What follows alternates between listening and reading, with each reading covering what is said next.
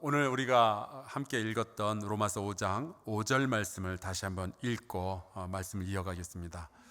소망이 우리를 부끄럽게 하지 아니함은 우리에게 주신 성령으로 말미암아 하나님의 사랑이 우리 마음에 부은 바 됨이니. 여러분, 잘못된 소망 때문에 부끄러움을 당해보신 기억이 있으세요? 저는 있어요. 제가 몇 년 전에 통역을 한 적이 있었습니다. 그것도 바로 이 자리에서 했어요. 청년 예배 때였는데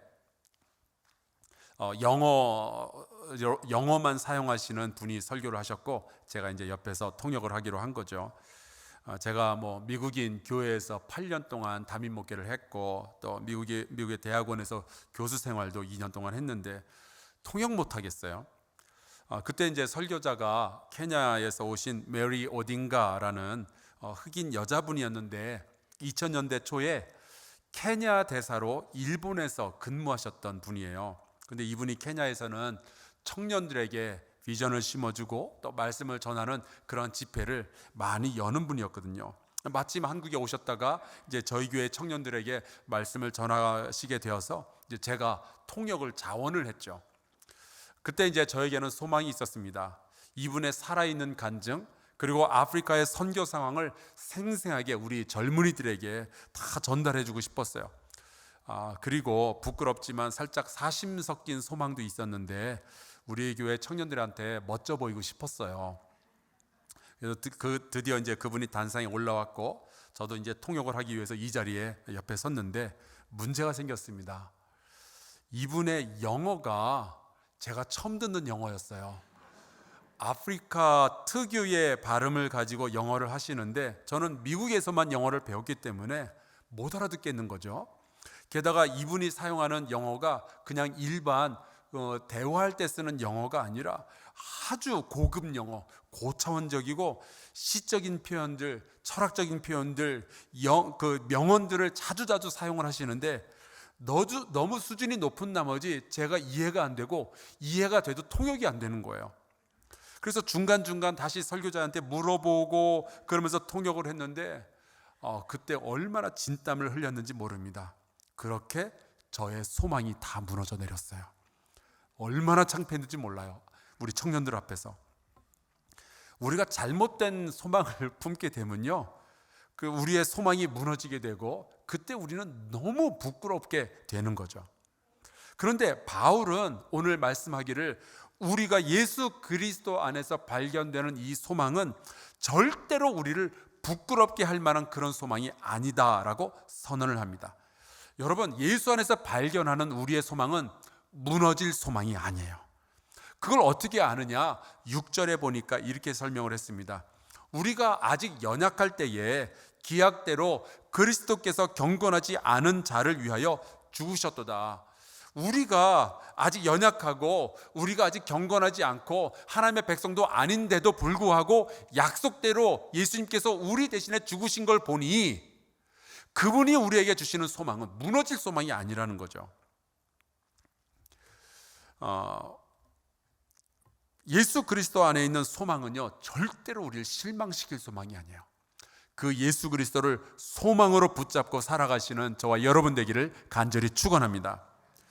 그런데 오늘날 수많은 현대 기독교인들이 가지고 있는 문제 가운데 하나가 이런 거예요.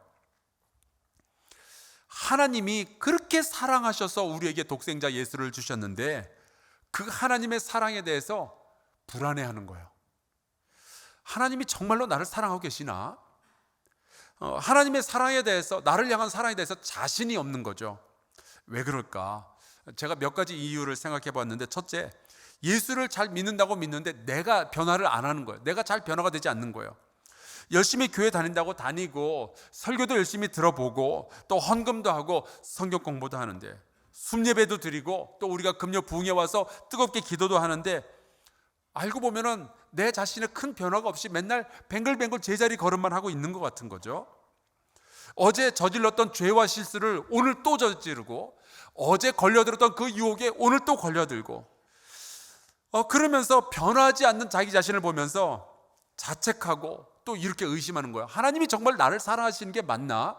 하나님이 나를 사랑하신다면 내가 이렇게 여기서 진흙밭에서 뒹굴고 있는데 나를 그냥 내버려 두실까? 하나님의 사랑에 의심을 품기 시작하는 거예요. 두 번째, 예수님을 믿었지만 나의 상황이 잘 변하지 않는 걸 보면서 또 하나님의 사랑을 의심하게 돼요.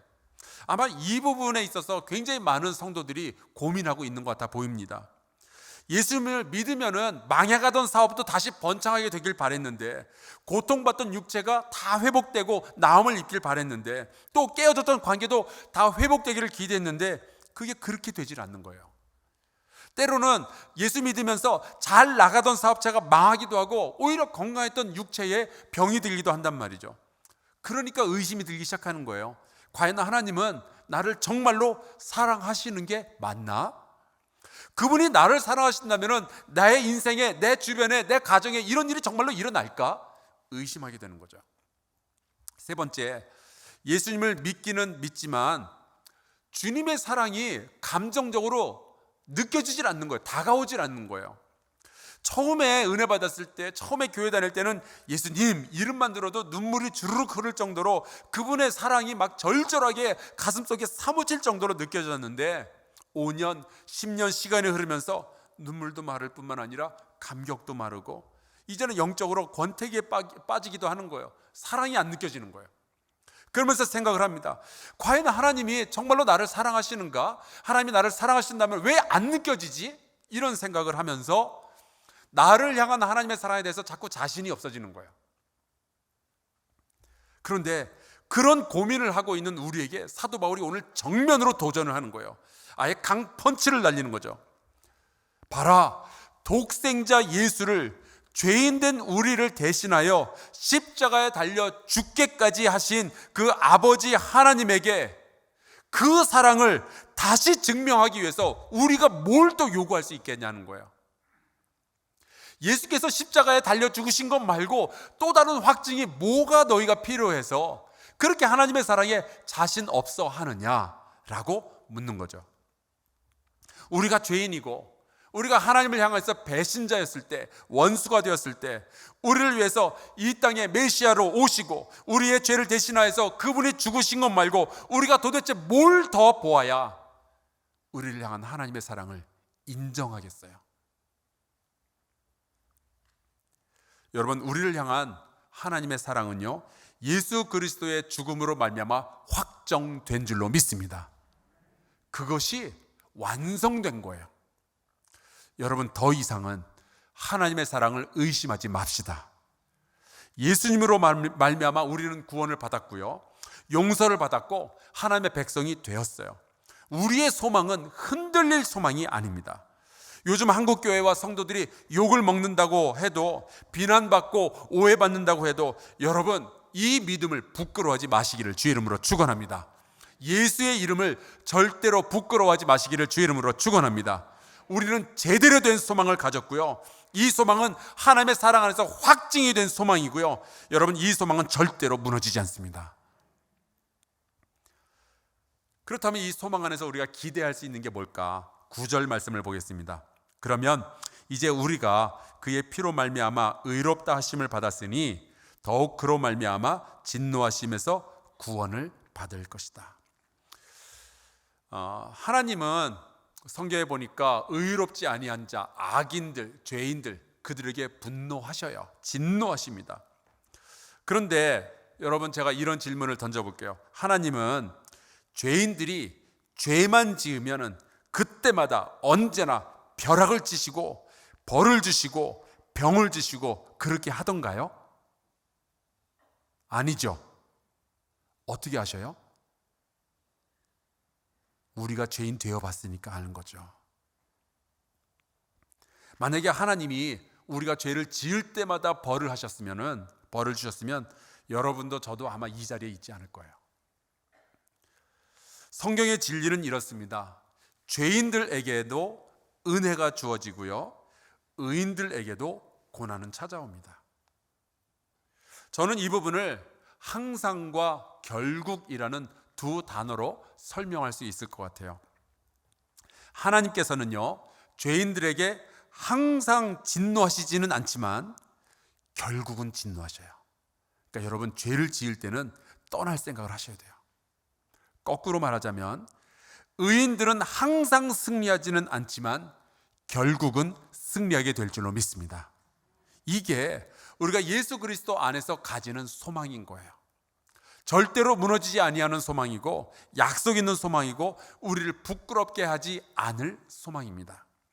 자, 그러면은 우리 성도들이 이런 소망을 가지게 되면은 어떻게 살면 좋을까? 부끄러워하지 않는 신앙생활을 한다면 그러면 지금부터 우리는 어떻게 신앙생활을 해야 될까? 11절에 보면 이런 말씀이 나옵니다. 그뿐 아니라 이제 우리로 화목하게 하신 우리 주 예수 그리스도로 말미암아 하나님 안에서 또한 즐거워하느니라. 여러분, 부끄러워하는 대신에 즐거워하시기를 주의 이름으로 축원합니다. 세상이 교회를 향해서 막 욕을 하고 우리 기독교인들을 향해서 아직도 예수 믿냐고 그런 소리 할 때 여러분, 부끄러워할 것이 아니라 즐거워하셔야 돼요. 이 즐거워한다라는 표현은 우리가 읽지는 않았지만 로마서 5장 2절과 3절에도 반복해서 나옵니다. 2절, 하나님의 영광을 바라고 즐거워하느니라. 이게 신앙인의 상황이라는 거예요. 3절, 환난 중에도 즐거워하나니. 여러분, 예수 그리스도를 소망으로 품기 시작하면요, 우리는 부끄러워하는 것이 아니라 즐거워하는 거예요. 이 소망이 흔들리지 않으면 우리는 환난 중에도요 기쁨을 누릴 수가 있는 거예요. 그래서 성경은 우리에게 이렇게 이야기를 하죠. 항상 기뻐하라. 사실 우리 한국 교인들은 가슴을 찢으며 기도하고 눈물을 흘리며 부르짖으며 기도하는 것, 여기에 대해서 굉장히 많이 들어왔어요. 그래서 우리는 눈물의 기도라는 표현은 익숙하게 알죠. 하지만 성경은 우리에게 이렇게 이야기를 해요. 항상 기뻐하라, 쉬지 말고 기도하라. 여러분, 이 말은 우리가 기도할 때에 울지만 말고 이제는 소망을 붙잡고 기뻐하며 기도할 수 있지 아니하냐, 그런 말씀을 하는 거죠. 빌립보서 2장 18절에 사도 바울이 이런 말씀을 합니다. 이와 같이 너희도 기뻐하고 나와 함께 기뻐하라. 여러분, 사도 바울이 이 빌립보서를 쓸 때, 이 편지를 쓸 때 어디에 있었는지 아십니까? 감옥에 있었어요. 여러분, 2000년 전 고대 사회에서 감옥에 들어간다는 것은 단순히 잠깐 있다가 나오는 게 아니죠. 들어가면은 고문을 받게 되고요, 굶주리게 되고요, 말도 못할 처지에서 잠을 자야 되는 겁니다. 그런데 기뻐할 수 없는 그런 상황에서, 정말로 처절하게 부끄러워야만 해야 할 그런 상황에서 사도 바울은 오히려 기쁜 거예요. 그리고 다른 사람들한테 나와 같이 기뻐하자라고 기쁨 가운데 초대를 하는 거죠. 여러분, 소망을 가진 사람, 예수 그리스도 안에서 소망을 발견하는 사람은 사는 방식이 이렇게 달라지는 거예요. 요즘 우울증이라는 단어를 여기저기서 듣게 됩니다. 얼마 전에 수능이 끝났는데 고3 우울증이라는 것이 있더라고요. 성적이 안 좋게 나와서, 혹은 성적은 잘 나왔지만 원하는 학교에 못 갈까 봐 여러 가지 이유로 이제 불안한 거예요. 우울한 거예요. 산후 우울증 들어본 적 있죠? 주부 우울증, 심지어 요즘 코로나 우울증이라는 단어도 나왔어요. 이거를 교회 언어로 바꾸면요, 영적인 침체인 거예요. 예수를 믿는 것 같은데 하나님의 사랑에 대해서 자신이 없고 예수 안에서 소망을 발견하지 못하니까 자꾸 우울하고 침체가 되고 슬프고 부끄러워지는 거죠. 포기하고 싶고 도망가고 싶고 숨고 싶은 거예요. 하지만 여러분, 그런 상황이 없지는 않겠지만 이것은 일시적인 현상으로 지나가야 되고, 여러분, 우리 성도들의 삶은 기쁨으로 채워져야 할 줄로 믿습니다. 여러분, 우리 예수를 믿어도 즐겁게 믿어야죠. 그게 하나님의 뜻이에요. 여러분, 자식이 우는 걸 보고 싶으세요? 웃는 걸 보고 싶으세요? 다들 우리는 웃는 거 보고 싶잖아요. 그게 아버지의 마음이죠. 하나님도 마찬가지예요.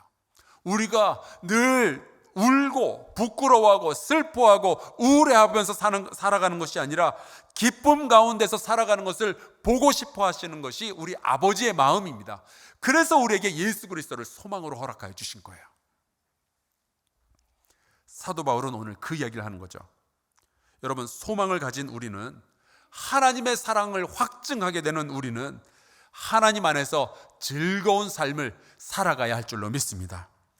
굉장히 근데 많은 사람들이 거룩함, 이거는 그 즐거움이 아니라 약간 좀 슬픔, 조용함 이런 쪽으로 좀 연결시키는 경향들이 있는 것 같아요. 우리가 거룩한 사람이다 그럼 머릿속에 떠오르는 이미지는 예수님을 믿으셔야죠. 낮고 천천히 이야기하는 사람을 좀 거룩하다라고 생각하는 경향이 있어요. 근데 여러분, 제가 여지껏 살아오면서 저 사람이야말로 예수 그리스도의 사람이구나, 저 사람이야말로 정말 거룩한 사람이구나 라고 생각했던 사람들은요, 대부분 기쁨이 충만한 사람들이었어요. 하나님께서 선물로 주신 이 인생을 정말 아름답게 즐겁게 기쁘게 살아가는 사람들이었어요. 농담도 잘하고 사람들하고 같이 식사를 하다 보면 너무 맛있다고 칭찬도 하고 누가 만들었냐고 고맙다고 이야기하고 말이죠. 함께 식사를 하면서 대화를 하다 보면은 내 마음이 같이 기뻐지는 그런 경험들이 얼마나 많이 있는지 몰라요. 거룩이라는 것은 기쁨 가운데서도 얼마든지 발견할 수 있는 거죠. 요즘 코로나 때문에 사람들이 사는 게 많이 어려워지니까 한국교회가 많이 사용하게 된 말이 있습니다. 우는 자와 함께 울라. 너무 소중한 말씀이에요. 맞아요. 우리 주변에 힘들고 어려운 사람이 있으면 가서 위로해주고, 그들이 고통 가운데 울고 있으면 같이 탄식하면서 울어주는 것, 그게 우리가 해야 될 일이죠. 여러분, 우는 자와 함께 울라, 이 말씀은 로마서 12장 15절의 말씀이에요. 그런데 여러분, 이 말씀 바로 전에 무슨 말씀이 나오는 줄 아십니까? 즐거워하는 자들과 함께 즐거워하고 예요. 여러분, 우리의 삶에서 즐거움, 기쁨 이것을 뺄 필요가 없어요. 우리가 기뻐하길 원하시는 것이 아버지의 마음입니다. 여러분, 기쁨 없이 우리가 신앙생활을 평생 유지할 수 있을까요? 힘들걸요. 왜냐하면 기쁨이라는 것은 우리 영혼의 비타민 같은 거거든요. 기쁨이 있어야, 우리 안에 즐거움이 있어야 성도들을 만나고 말씀을 공부하고 찬양하고 기도하는데 점점 더 힘이 나게 되는 거죠. 문제는 우리 많은 사람들이 기쁨의 근거를 잘못 정하고 있어요. 오늘 말씀에 보면 분명히 하나님 안에서 즐거워하라 라고 하는데, 수많은 사람들이 그 즐거움의 조건을 잘못 선택을 하죠. 그들은 큰 집을 얻게 되었을 때 즐거워하고, 큰 돈을 벌게 되었을 때 즐거워하고, 성공했을 때 즐거워하고, 세상 안에서 여러 가지 재밌는 것들을 발견할 때 즐거워하기를 원합니다. 좋은 환경 안에서 그들은 기뻐하기를 원해요. 그래서 자꾸만 기쁨의 이유를 세상에서 찾기 시작하는 거죠. 그게 결국에는 자식 자랑으로 이어지고 남편 자랑으로 이어지고 집 자랑으로 이어지게 되고 그렇게 되는 겁니다. 저는 이것들을 반대하는 게 아니에요. 저는 우리 사랑하는 성도들이 세상적인 조건들로 인하여서도 기뻐하고 즐거워할 수 있기를 간절히 축원합니다. 하지만 세상적인 이 기쁨의 근원들, 이 세상적인 조건들은요, 언제 생겼다가 언제 사라질지 모르는 것들이에요. 잘 나가는 기업의 사장님이었는데 이번 코로나를 지나가면서 순식간에 부도난 기업들이 얼마나 많이 있는지 몰라요. 잘난 아들을 두었다고 정말 부러워했는데 어느 날 자식으로 인해서 가슴에 대못이 박히는 부모들이 얼마나 많이 있는지 몰라요. 사회적인 지위가 곧 기쁨이라고 생각했는데 어느 순간 은퇴한다는 소식이 들려오는 분들이 얼마나 많이 있는지 모릅니다. 여러분, 세상의 조건들, 기쁨의 조건들은 늘 바뀌는 거예요. 그리고 사라지는 거죠. 우리에게는 항상 죽을 때까지 기뻐해야 될 조건이 있어야 할 줄로 믿습니다. 세상 환경이 어떠할지라도 기뻐할 수 있는 조건이 있어야 되는데, 그것이 바로 하나님 안에 있는 예수 그리스도, 우리의 소망인 거예요. 우리를 사랑하신다는 그 확증, 우리를 구원하신다는 그 확증, 그리고 우리에게 즐거움을 주시겠다는 그 하나님의 말씀. 여러분, 우리의 사랑하는 한사랑교회 식구들은 이러한 기쁨과 즐거움을 살아가는 내내 누리실 수 있기를 간절히 축원합니다. 그래서 제가 여러분하고 같이 이 찬송가 부르고 좀 기도하고 싶었어요. 410장 가사가 이렇게 됩니다. 주 십자가 지심으로 날 구원해 주셨으며 주 예수님 고난받아 나 평화 누리도다. 여러분, 이 평화, 이 소망은요, 하나님께서 우리를 너무나도 사랑해 주셔서 우리에게 주신 선물이에요. 그러면 이 선물을 받았으니 우리가 즐거움 가운데 하나님을 찬양하고 즐거움 가운데 이 세상을 살아야죠. 여러분, 우리 같이 감사의 고백을 담아서 이 찬송 부르고 기도하도록 하겠습니다.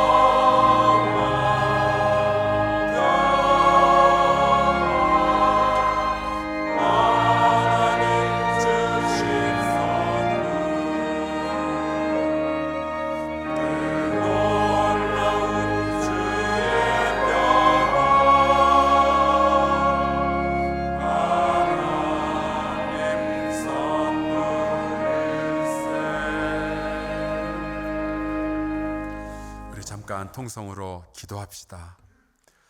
하나님, 예수 안에서 발견되는 이 소망이 우리를 부끄럽게 하지 않을 것을 믿게 하여 주옵소서.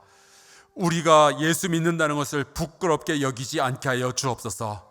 비록 부족하고 연약하나 하나님 안에서 즐거워하게 하여 주시옵소서. 우리 같이 동성으로 기도하겠습니다. 여호와 하나님 아버지, 고맙습니다. 하나님께서 우리 성도들을 이곳에 불러 모아주시고 우리가 하나님의 말씀을 함께 나눌 수 있게 하여 주시니 감사합니다. 하나님, 주의 이름을 송축합니다. 우리에게 있는 이 아름다운 예수 그리스도라는 소망이 얼마나 존귀한 선물인데, 아버지, 우리가 누리고 즐거워하며 하나님, 우리에게 어떠한 상황이 닥쳐온다 할지라도 기뻐하고 즐거워하게 해 주시옵소서.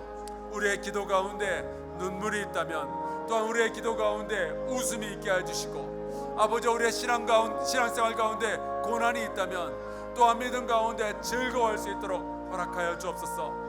하나님, 주께서 우리에게 주시는 이 은혜 하나님, 우리가 누리고 즐거워하며 평화 가운데 살아갈 수 있도록 아버지, 우리의 성도들을 지켜 보호하여 주시옵소서. 주께서 이루실 아름다운 소망을 잃지 않게 하여 주옵소서.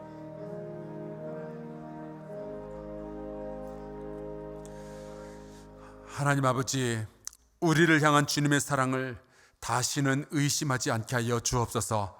고통과 어려움이 찾아올지라도 나의 소망을 부끄러움으로 끝내지 않게 하시는 하나님의 사랑을 기억하게 하여 주옵소서. 내가 죄인이었고 내가 원수였고 내가 하나님을 몰랐을 때에도 먼저 나를 사랑하신 주님을 기억하게 하시고, 확증된 하나님의 사랑을 내가 믿고 이 세상을 이기게 하여 주옵소서. 하나님의 사랑의 증거를 더 요구하기보다 오히려 하나님을 향한 나의 사랑의 증거를 통해 이 세상에서 하나님을 찬양하게 하여 주시옵소서. 이제는 우리의 소망 되시는 예수 그리스도의 은혜와 하나님 아버지의 무궁하신 사랑과 성령의 인도하심이 오늘 주 앞에서 함께 예배한 우리 사랑하는 성도들, 저희의 가정과 저희의 일터 가운데 늘 함께 하시기를 간절히 축원하옵나이다. 아멘.